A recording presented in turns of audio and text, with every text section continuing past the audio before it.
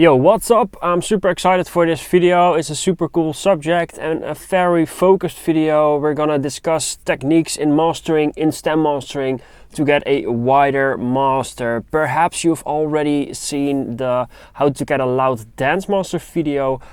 If not, you can check it out here on the channel. I basically go over a couple different very powerful techniques to get louder dance masters. This video is exactly the same, except from we're not talking about loudness, we're talking about width. So yeah, we are going to see a couple of different very powerful techniques to get a wider dance master. Let's first have a listen to the demo track, which is The Moon is Rising by Starlight, which is the perfect track to show these examples in getting a wider dance master. Let's check it out.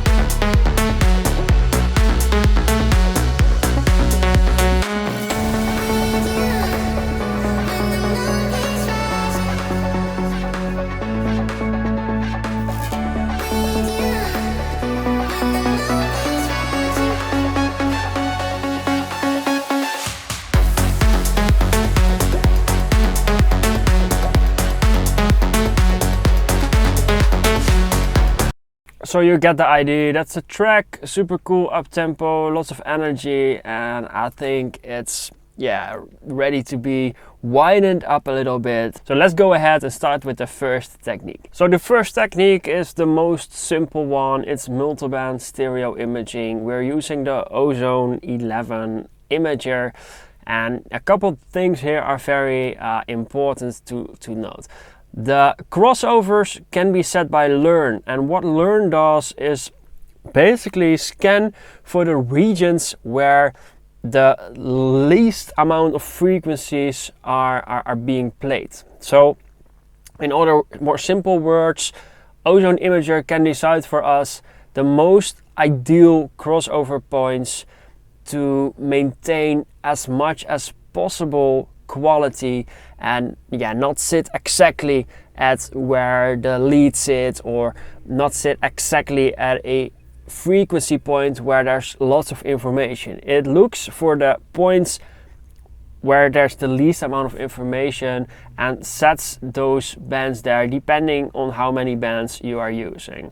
Then I'm going to set it up for you guys extremely, and what we can do then is just blend in enough. So let's use this part of the track for the demonstration, and I'll show you how to set it up for the best possible outcome.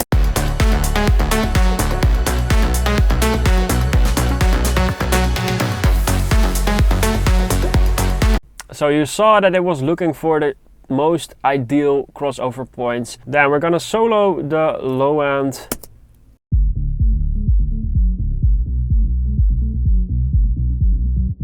Get it super centered, and just listen for where it feels the most solid.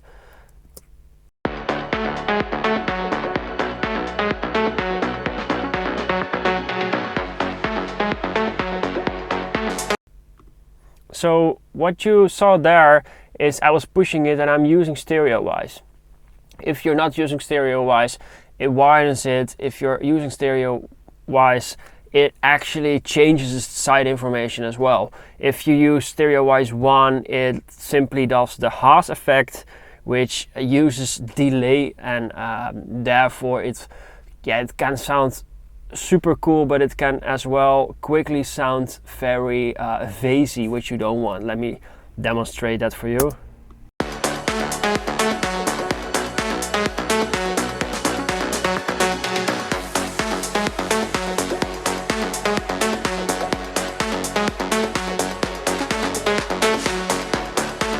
You as well see on the phase meter that it stays above 0 way more with StereoWise 2. However, if you are widening elements that don't have so much stereo information, sometimes StereoWise 1 is great, because it can widen literally anything, because it utilizes delay, which is even effective when you're using a super mono source. So if you have, for example, a snare that's literally mono, and you use StereoWise 1 with it will definitely widen it. But for now we're using it at the master, so we're going to use StereoWise 2. 6 ms is a really good setting, and let's just wrap up the setting up part of these bands. I'm going to have the focus with a low end that's centered, widen a lot the mid-range, widen a lot the upper mids, and widen as much as possible the high end. So we're really opening up the stereo image.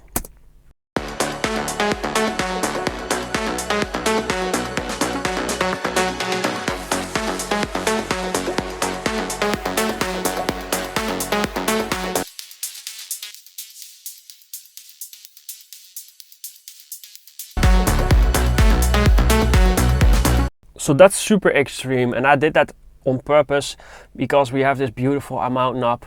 Sometimes I literally use that 5 or 10 or 15%. It's all good as long as you get the desired effect.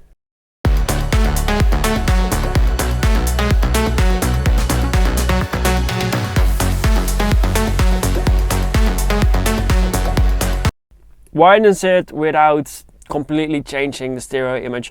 As well, I'm using my crane song for that normally, but I've set it up quickly for you to show the mid and sides solo. I've automated them on the keyboard, so we can listen to the sides only and the mids only, or everything together. That's very handy. I definitely advise to set that up. If you're using adapter metric AB, you can very easily solo the sides, solo the mids, solo the left, solo the right. Or BX solo works fantastic for that as well. So it's always good to have some kind of ID where you're actually listening to. So definitely have those shortcuts ready to go in your workflow. Let's A/B the sides only with the Ozone imager that we've just set up.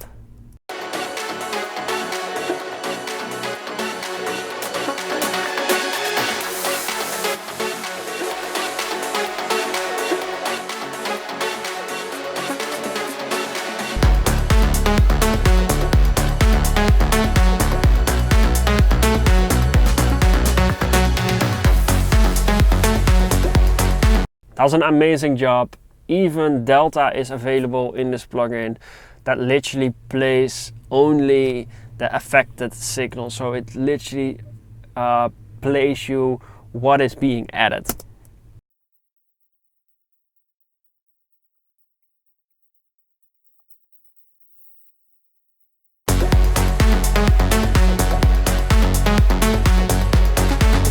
Alright, cool. That's the Ozone imager.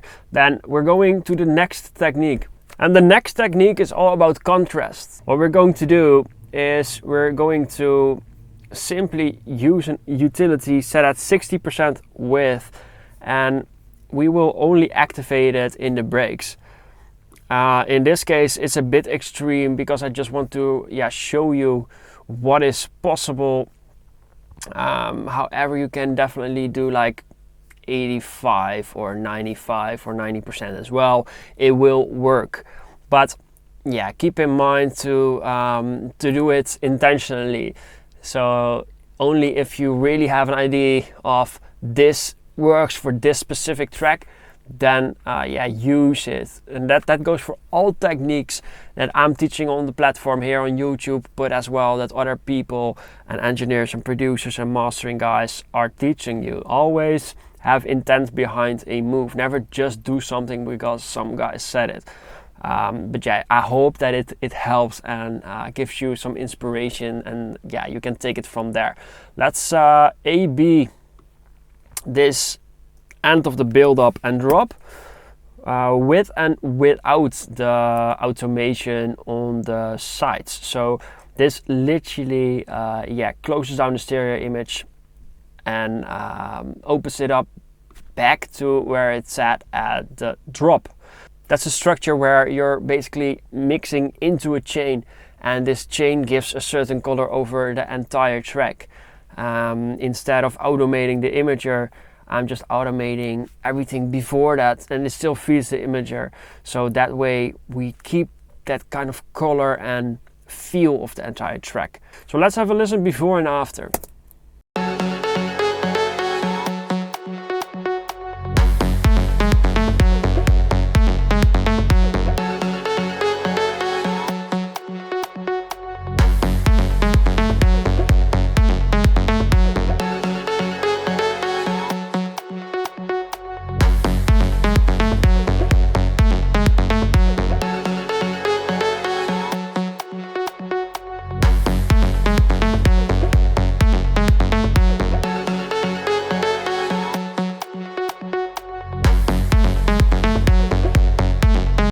Yeah, so you can definitely hear that it has a way less impactful dynamic in stereo image between the break and the drop when there's no automation on the width. If it's more centered in the break, it feels like it opens up way more on the drops, and these are all little details. Let's set it at 80% for this specific demo.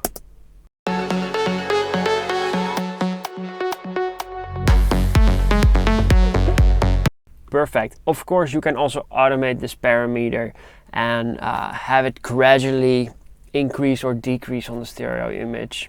In this case, I'm just going to demonstrate a ton of techniques, so let's leave it like that, and yeah, let's go to the next technique. The next technique is one that I don't hear so much being talked about. Perhaps you know Wavesfactory. That's a really good plugin to do this. I'm using the SPL Gemini, which is an analog unit, and I can literally decide the level of the sides and the level of the mids. This is really powerful because sometimes the Better Maker mastering limiter, this is the EQ, but their limiter has this function built in. My LAL Look Ahead analog limiter has this function built in where you can just increase the level of the sides.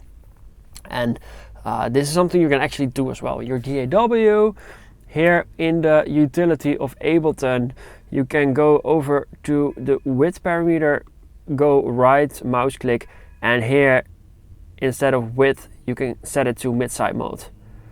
This literally increases the level of the sides, and then the mids are being lowered a little bit. So yeah, you can increase 2 decibels in this specific case on the overall, and this is so powerful. I'm going to give some extreme demonstration examples here, and yeah, you can hear it for yourself how mid-side balance. So we're not changing the side information, we're changing the level and the balance between mid and side. How much this can affect your stereo image. It's really powerful.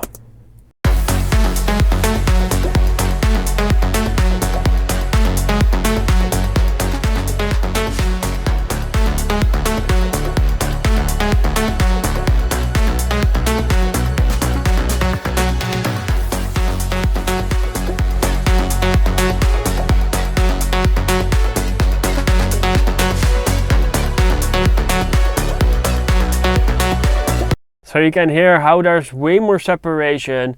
Of course, I had it at a really extreme setting just to showcase the power of this technique. If you want a super easy to use plugin, then simply use Wavesfactory for this. It's it does this and a bunch of more things. In my case, I'm not using in-the-box techniques because the analog options I have here are absolutely amazing.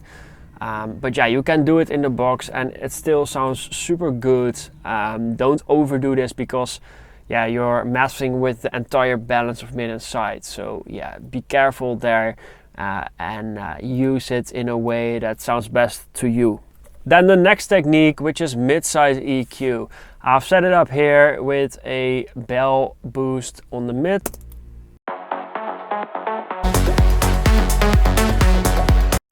And a high shelf on the sides.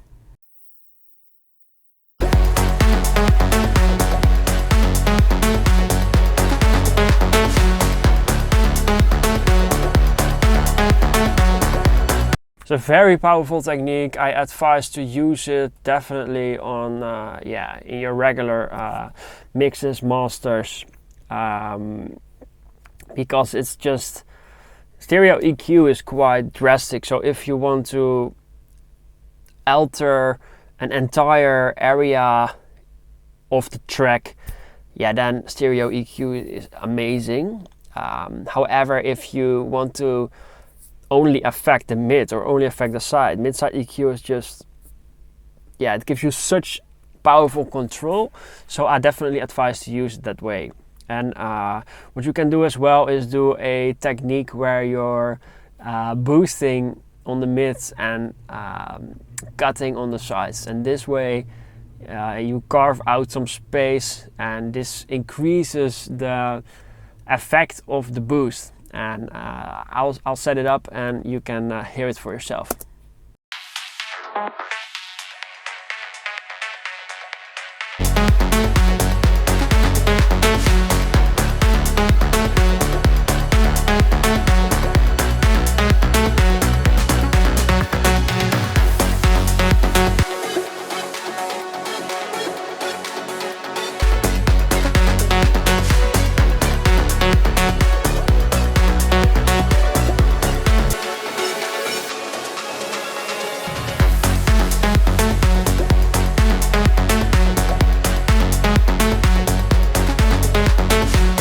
That's super cool. So you're literally setting it up at the same frequency, but we're boosting in the middle and cutting away in the sides.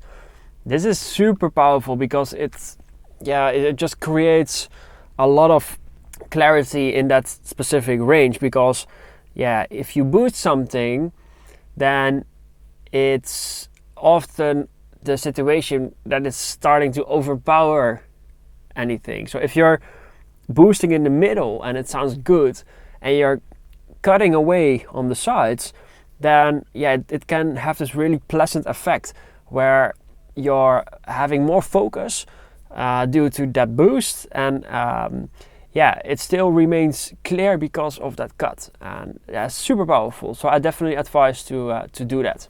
Then next up is also EQing, but then left and right. Now this is not something I do a lot, but it can definitely work. Here on my monitor controller I have a left and right speaker control.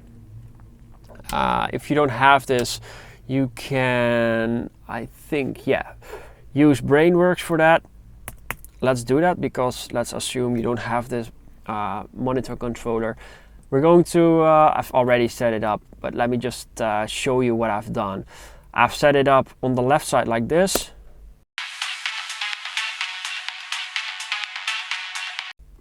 And then on the right side, I've did this.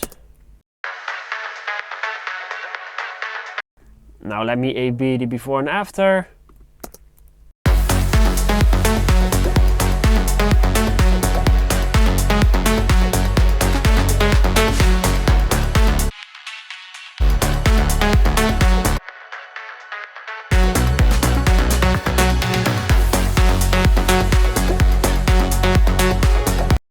So another powerful way to create separation in your stereo image is not my favorite technique. It's not something I do a lot, but of course every technique has its place.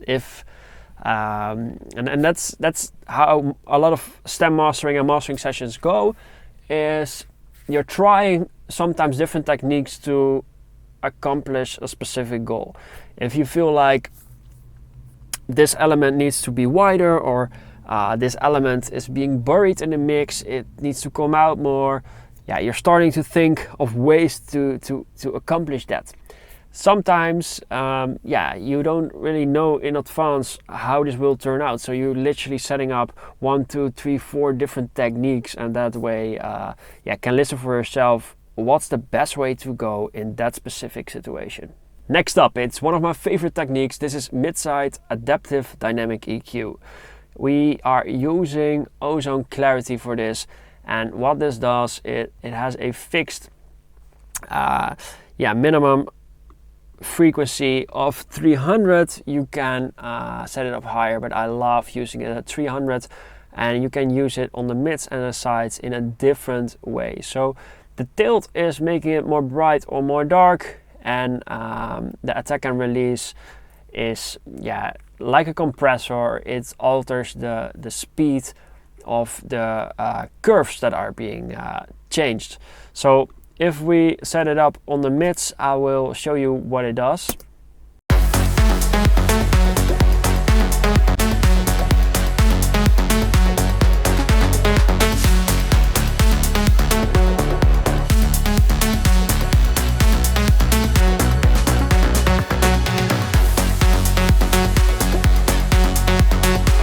Yeah, so it removes a lot of that mud, opens up the top end, and it literally changes its curve continuously, and therefore yeah, specifically reacts to that moment in your track. Now on the mids, I have yeah, used a 1.9 tilt filter, so there, yeah, it's more opening up the signal, where on the sides I did not. Let me show you what it's doing there.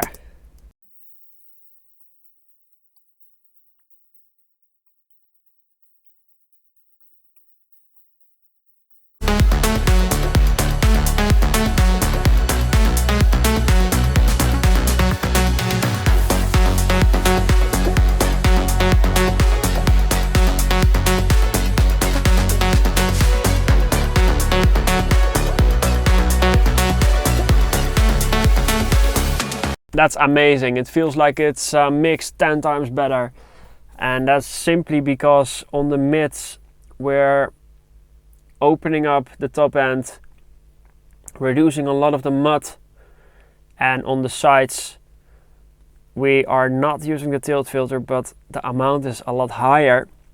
Therefore it's just literally making everything super clean and clear. That's why the name of this plugin is called Clarity.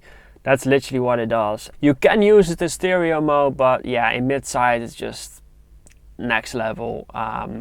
So yeah, that's this plugin. Let's once more have a listen before and after, and just, yeah, listen to how much better, cleaner and wider the after sounds.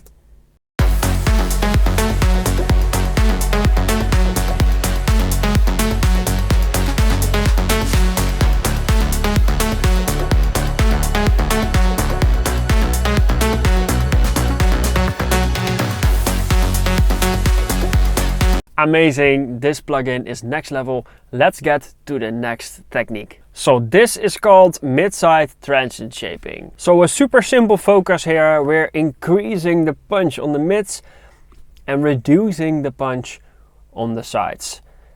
How this is benefiting a wider stereo image is because it increases the separation between the mid and the side. And what I mean by that is that the more difference there is between the mid and the side, the more separation there will be. And this also increases the level of the mids and decreases the level of the sides. So therefore it can feel way more separated and, yeah, therefore wider. Let's start by listening to the before and after, and then, yeah, go over every setting.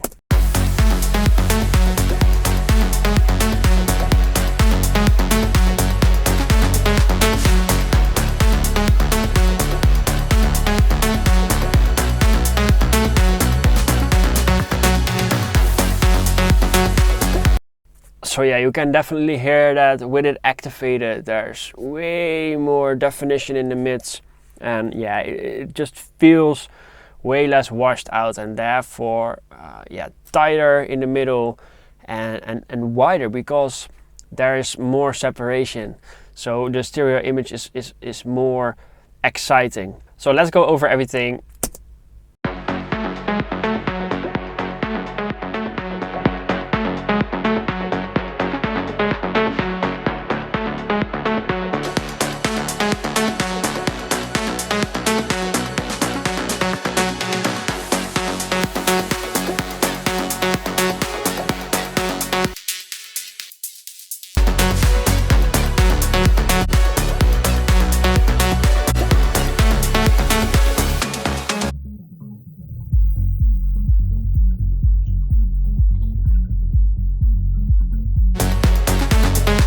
So yeah, it does an amazing job in creating separation when we're talking about punch in the middle versus the sides. A super powerful technique. Let's go into the next one, which is adaptive resonance control in mid-side. So here we got an example of Sooth2 in a bit less voodoo, which is a mastering preset, and yeah, it does this.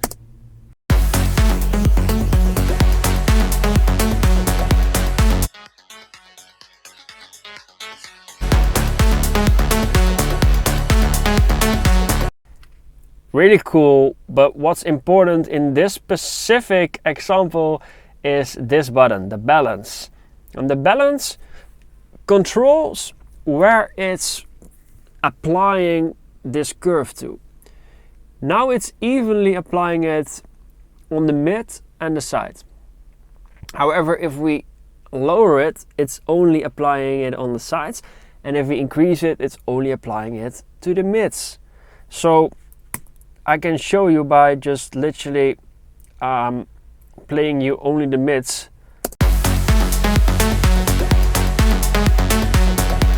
It's not doing anything. Well, it's now at only sides. So let's listen to the sides.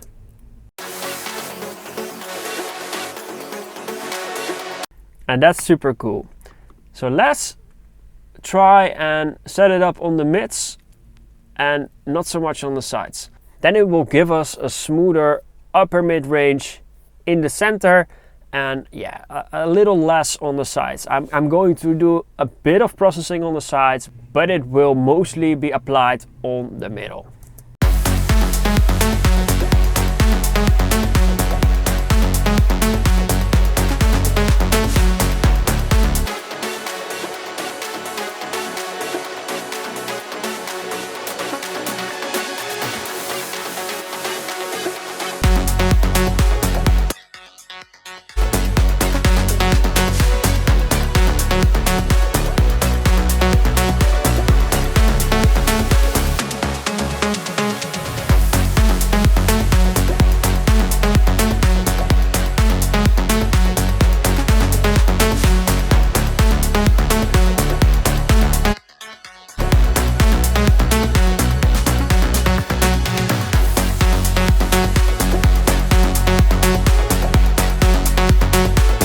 Yeah, that's exactly where I wanted to have it. So it's reducing resonances in the middle, especially in the upper mid-range, and then yeah, a little bit on the sides as well.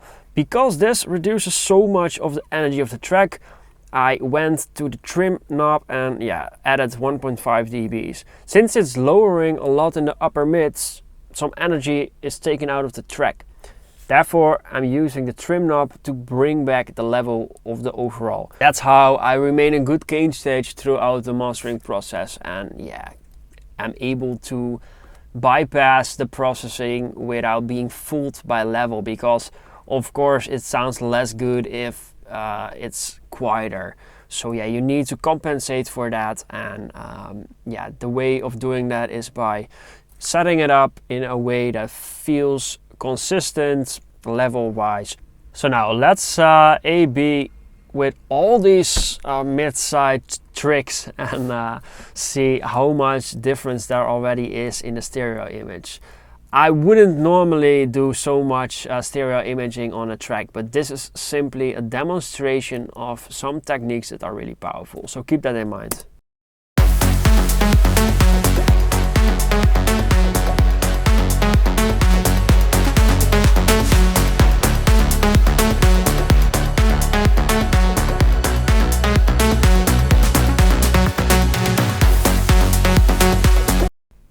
yeah, big difference, and you can achieve so much more excitement if you have a good stereo image. It's something I love to accomplish, and I love to hear on the track, especially with tracks like this where it's all about that emotional excitement in a dance track. You have that melody, the bass line, there's a lot of energy, and you just don't want it to feel super centered. It needs to be there in a wide way without losing strength in the middle. And if you can accomplish that in the master, then yeah, it will be a master that hits you and that feels super powerful. It's that important to have a good stereo image. Now let's set up FabFilter Pro-MB in a way that is expansion, and we're going to use the kick as trigger for this. That way have an expansion effect on, let's say, the mid-range. This is super cool. I'm going to set it up as well for the high end, but there I'm going to do it a little bit more extreme. And so let's set it up right now.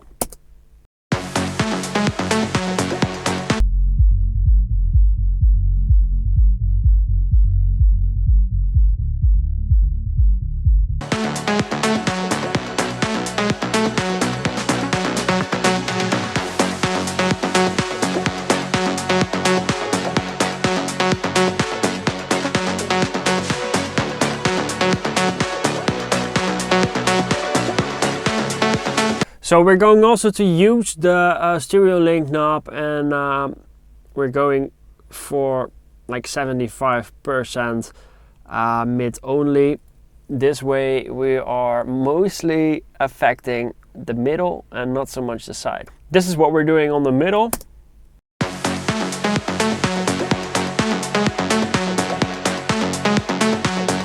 You can hear the kick slam way more, and everything is grooving to the internal sidechain that is set at the kicks sub range. So it really picks up well and has a good groove, which is exactly what you want in this scenario. This is what we're doing on the sides.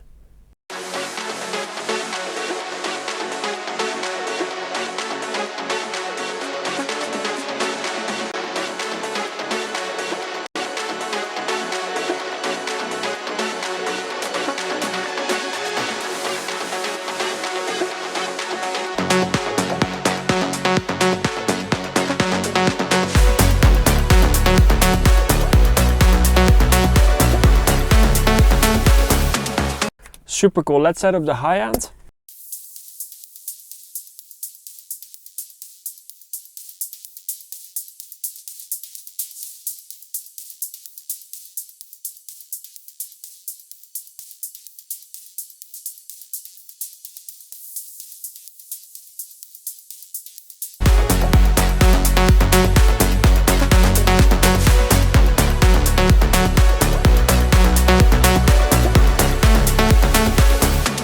Super cool, but super extreme. Also the sidechain, I'm going to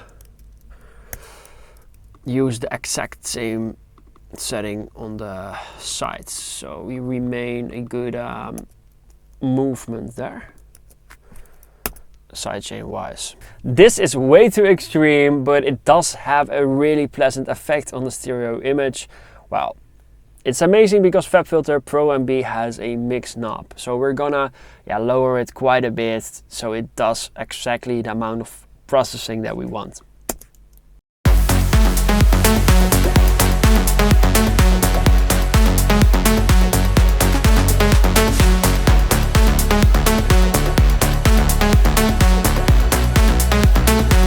There we have it. That's exactly the amount that I wanted on this master. You can even do 200% and increase the effect with FabFilter as well on their Pro-Q plugin. This is just really cool. I advise to use that because it allows you to get the right amount of processing applied when using, for example, EQ, and you've set up a really well balanced curve, then you can literally increase or decrease that curve, and that's just super cool. That's A/B what we have now stereo image wise.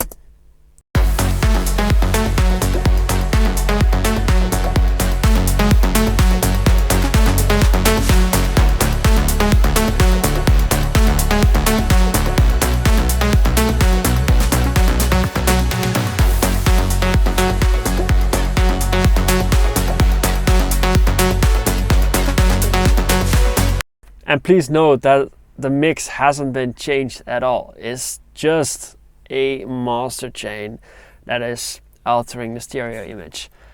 It's so much more wider, so much more exciting. And that's all due to mid-size techniques that are optimizing the stereo image during mastering. Another super cool technique is mid-side saturation. My favorite mid-side saturator is the Cranborn Audio HE2. I'm using this unit. You can use it in dual mono, in stereo, and in mid-side. You can literally saturate and that way get an EQ effect. It is really cool, and yeah, what you can do is set up different curves for the mids and the sides, and that way you can even drive it harder so it colors more. And yeah, it's just amazing. However, in this demonstration, we're only utilizing plugins, and therefore I've set up the mid-side FabFilter Saturn 2. You can do that here. Normally it's at left, right. Just switch it to mid-side. Enable superb and linear phase if your computer can handle that. We're using gentle transformer, which colors quite a bit, so yeah, keep in mind to not overdo it. I'm affecting the middle, but it's more biased to the sides. That way it will create more harmonics on the sides than on the mids. Let's yeah, set it up. Let's as well solo the sides so you can hear what it does.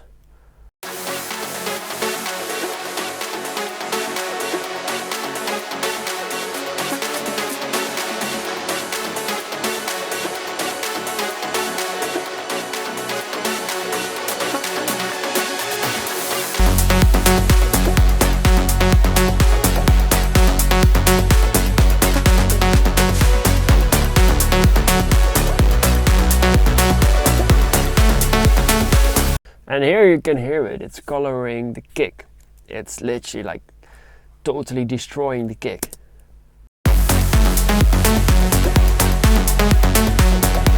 Of course, we could just exclude that entire range.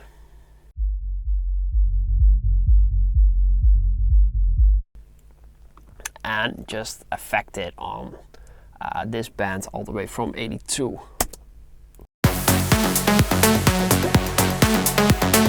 However, I'm not doing that because it's possible to actually use that color because it fattens up the entire master.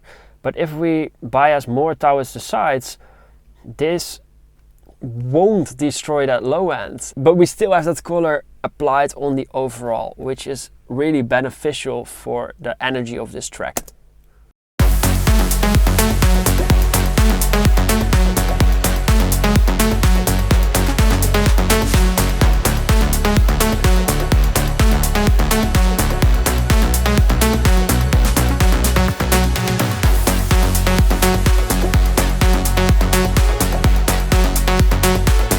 Again, we're going to lower the dry web because it's just a little bit too extreme. I do like it, but we want to hear the track, not the effect.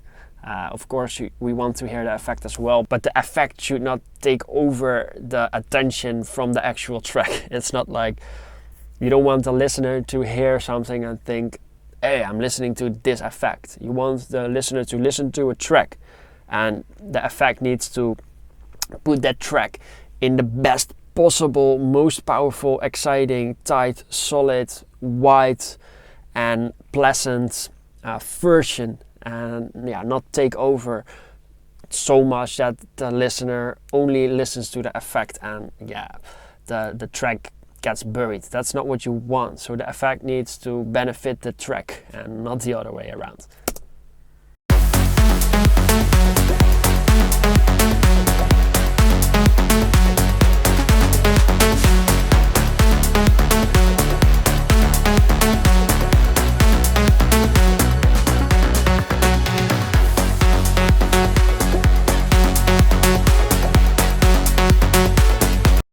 That's as much as we need. Then a little bonus technique, because yeah, honestly, this is more a mixing thing. But yeah, in stem mastering, sometimes radical moves are needed. So let's set up this return, and I'm going to show you what I've done.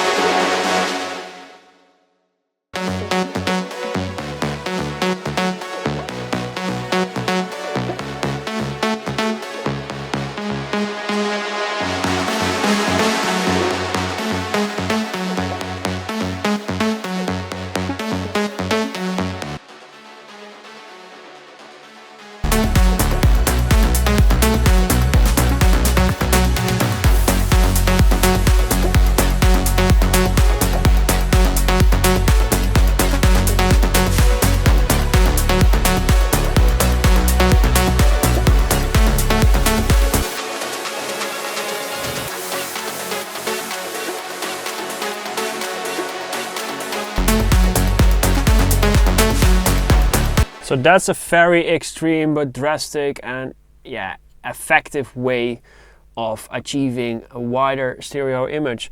I'm using the melody stem, sending it to a return that's cutting out all the low end, then saturating in a super extreme way with the HG2, which I'm using here as well in the analog form. However, here we're using it on a return with the Brainworks plugin doing an amazing job. So it colors everything that's being sent into it, therefore the effect, which is reverb, will be more extreme. And this is at 100%, cutting a bit of the low end as well. After that, I'm sending the stem into Trackspacer 2.5. That way, it's ducking when there's important information being played. So the goal is that this return complements the melody and not take over. And the Trackspacer is there to make sure that the important information still comes through properly and not being buried in wetness from this return.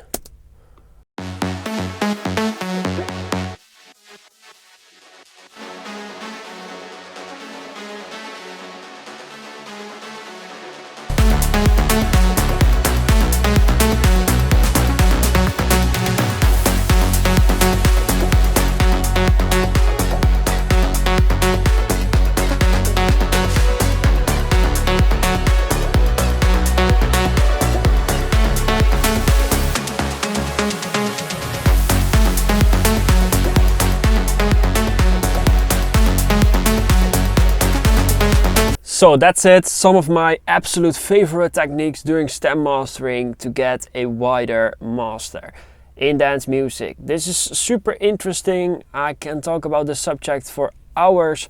We've just touched briefly on some super effective moves. I just wanted to emphasize to not overdo things if it's not necessary. This is a super extreme example and I just wanted it to be extreme so you can really learn from this and be inspired to use some of these techniques in your own work, or maybe it brought you ideas of where to go next when you're mixing or mastering your next song. Make sure to subscribe to the channel if you haven't already. This way you will stay updated on next videos where I'm covering different mastering techniques. If you want your own track to be mastered, then definitely hit me up through thismixisick.com. It's linked in the description. Had an absolute blast making this video and I'll see you in the next one.